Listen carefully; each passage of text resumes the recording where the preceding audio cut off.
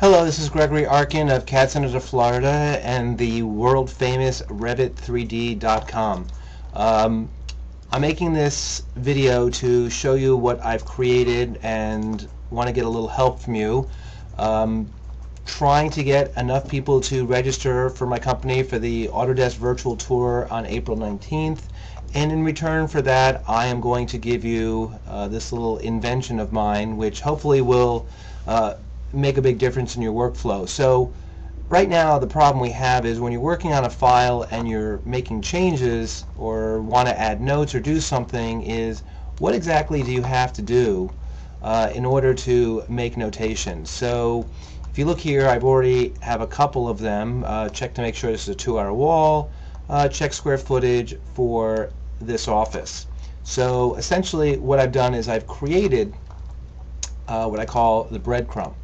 So all you have to do with the breadcrumb is first pick your work plane and stick that right here and just do TG to make a tag, and there's our tag, and very simply click on it and then say need to pick paint color for workroom, and that's essentially it. So you just take that and you move that there, and let's say we want to go ahead and do something on the outside wall component. Go ahead and stick this right outside here. Again, TG, tag the item, and click on it and put talk to landscaper about trees to lower heat load, and so you can angle this. So essentially this is a tag. You can have an attached end, a free end, you can have a leader, no leader. So however you want to do this, you have flexibility, and that's it. So essentially that's what it looks like on the floor plan.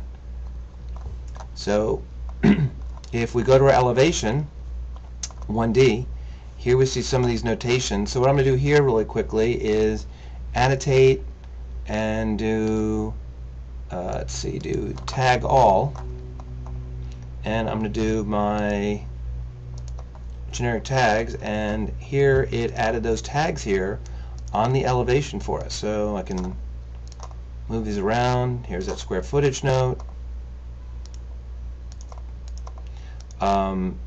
Pick the paint color so we can see those inside the rooms.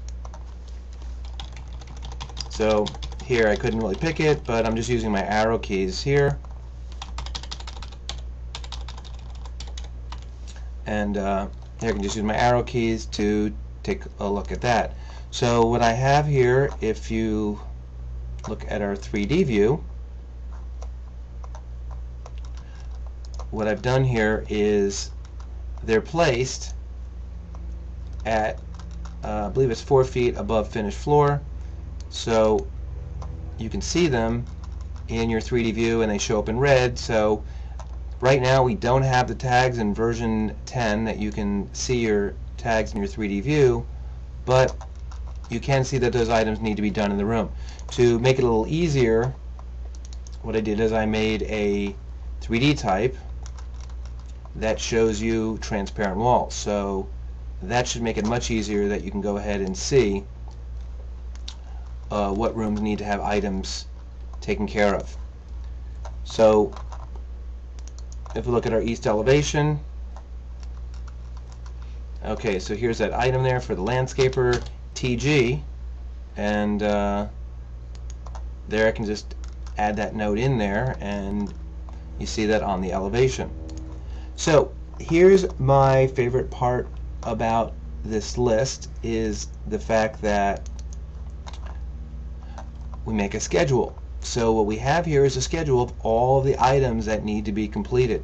So here I have a list of who created them. Here you have your room numbers. That's outside, so it doesn't have a room number, and you can put notes in here. Need window type and blinds. Talk to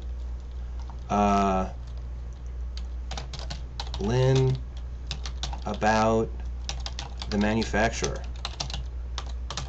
So that should make life pretty easy in order to take care of these. So what I did is I made a duplication of the all items list and have one called not completed or new.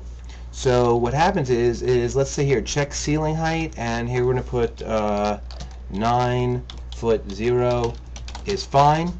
And if you notice here, when I put in Y or yes and click it, it disappears and it shows up on the main list. So we only have to do the items that we need.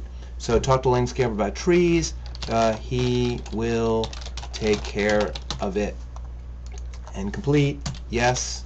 You can even, so far, as far as the complete, you can change it to pending, delete.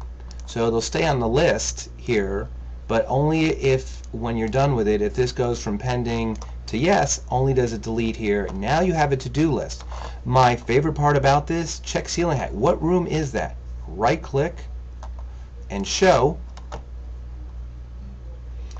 and it's going to open up our floor plan, and there you go, and it jumps you right to where that problem is in that room. I don't know of an easier way to do this. Yes, you can use keynotes or notes or any sorts of things, but nothing that really makes a checklist. And so when we're done with this one, hide in view, and we're done with that, so we can hide it. Here's a new item that I hadn't put on there yet, TG tag. That's that same ceiling height one. So let me get rid of that. Right click, hide in view, hide the element, and that's pretty much it. So this should make life pretty easy for you. And again, on the blog post there's a registration link.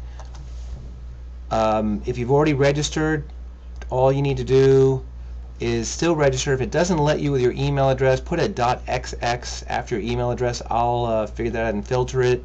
Worst case, if you have already registered for the Autodesk event, send me an email directly, and we'll figure out something we're going to do. So thank you. Let me know what you think, and we'll be making improvements to this, and hopefully this will change a couple of million people's lives in making the workflow easier. Thank you.